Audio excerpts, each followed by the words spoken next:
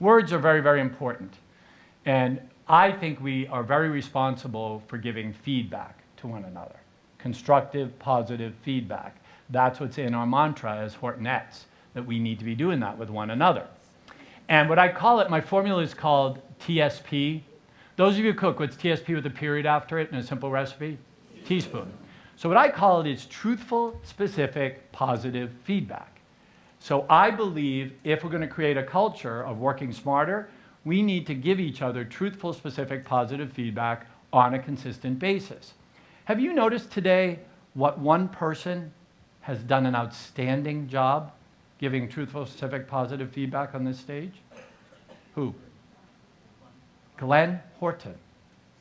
Have you listened to the introductions that Glenn Horton gave to Dan, to Kelly, to Michelle, to me?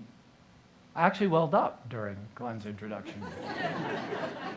Now imagine if, on a daily basis, you had that kind of feedback for your colleagues.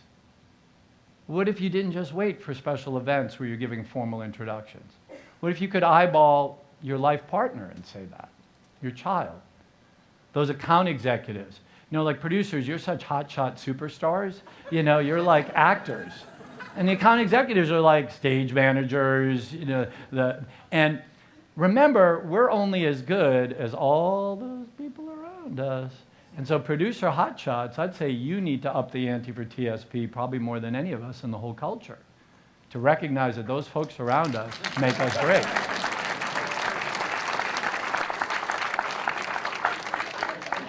Producers, did you hear that timed applause? If that wasn't a micro message, I don't know what is. That was beautiful, y'all. Yeah. What Glenn, what's impressed me about you today with the truthful, civic, positive, notice that none of Glenn's feedback was sycophantic. Do you know that $1 million word? S-Y-C-O-P-H-A-N-T-I-C. What does that mean? Suck up, okay? All intelligent people hate that. By the way, those of you our parents, don't do that with the kids. You know, Tony Grayson brings home artwork. You want to say, "Ooh, Grayson, isn't that excellent?" You know, when my resident and 6-year-old Caitlin and Sophia, when they bring me artwork and I say, "Woo, KK Soap, that's excellent." Do you know the very next thing they say to me? "You're on the right track." They say, "Why, Poppy? What's so excellent about it?" And if I don't have an answer, they know at age 8 and 6 I'm blowing smoke. You know? It's the same with your colleagues here. Why Glenn's feedback was so powerful is he was backing it up with data. It wasn't sweetie pie, "Oh, I love you, you're so good." It had data. I'm asking you to be private detectives here at Horton, to really look at people. And that's really the next thing that I'm asking you to do. If there's one thing working smarter could do for you, is if you could learn how to be beauty gatherers. See, what I think great parents are, what great life partners are, what great colleagues in a fine company like Horton are, I think we become beauty gatherers. So the idea is, on a daily basis, what I'm asking you to do is go around your building and see what beauty you can gather.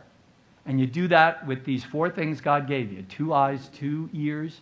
You observe, you listen, you gather the beauty, and then you report it. And let me tell you, the recipient, their cup gets filled if it's truthful, specific, and positive. Which of those 3 letters do you think is the hardest? Specific. Because you know what? I think a lot of people give TP, truthful, positive. A lot of people say, Natalie, I think you're great.